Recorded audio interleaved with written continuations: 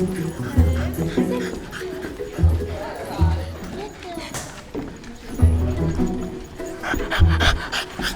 when I've had him 18 months, and when we first got him, he just cowered in a corner. You couldn't touch him, you couldn't pick him up, you couldn't do anything, he just trembled. And now he's a very affectionate dog, very much so. So, I mean, I know he loves me, if you know what I mean, by the fact that now he's so affectionate. I think it's just having that sort of companionship all the time, isn't it? Somebody who really just does everything sort of you want him to, and just, you know, trusts you and all of those things. None of them are the same, and they love you like all the time. And I think with the word love, obviously it's a human emotion, and we don't know whether dogs feel what we class as love. I think they do have a real attachment to their owner, but at the same time I have seen dogs move on quite quickly, like dogs who get rehomed, who've had previous owners. They transition pretty easily. So I think they just, as long as they've got a human, then they do okay.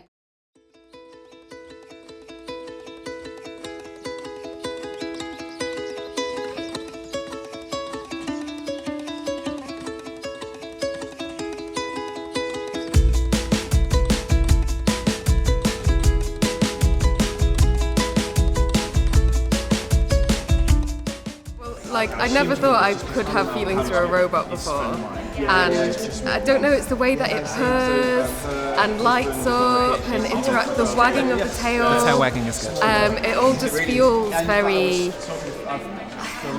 real.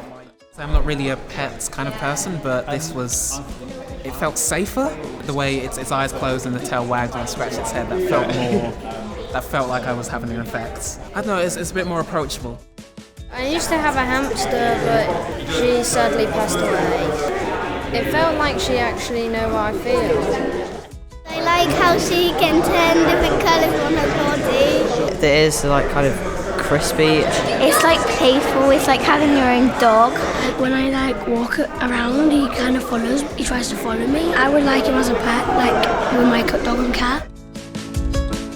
So it's been so interesting. So we found that quite a lot of people are ascribing emotions and genders to a lot of the robots. So we kind of think if you describe it more with a gender or more like a living thing, that you might form a stronger connection.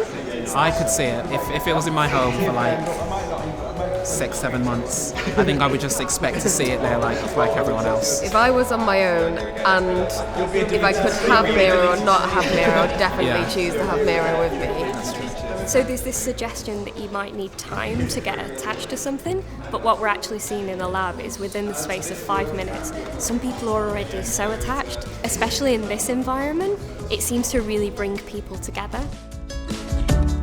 She's always moving to me. You can stroke it and play with it, and like it kind of gives you gratification when you do it. But then it's different because you don't have to clean out its poo. Do you remember those Tamagotchis? But I remember people just going, oh, it doesn't work anymore. That would bother me, that we get into that cycle of thinking that things were a bit more throwaway, and whether that would transfer into human relationships. I quite like things old-fashioned in myself. I'm not massively into modern technology and everything, so yes, I have that double-sided. It's fascinating and interesting, but actually I don't want us to go that way as human beings. So yeah, and my son's very interested in it, so I'm kind of walking that line between his interest in it and my feelings on it. And also, I'm aware that his future work might involve it more than anything that I could comprehend, so almost having to go with it because that's the way society and humans are kind of working towards, yeah. MiRo is an amazing piece of technology. I think it has the potential to connect with a lot of people and bring people a lot of joy.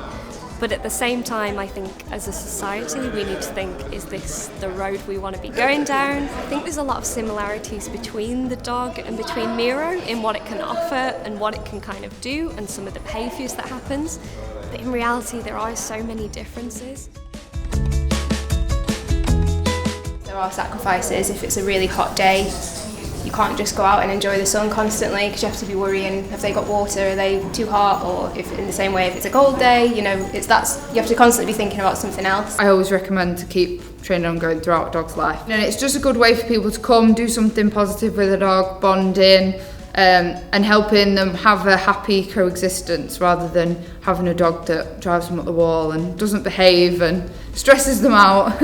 It's that emotional connection to another living being, whether that be a dog or a human or whatever it is. You know, a goldfish, that's... Can you love a robot? I think I've seen people get really attached to robots and it seems to happen really quickly.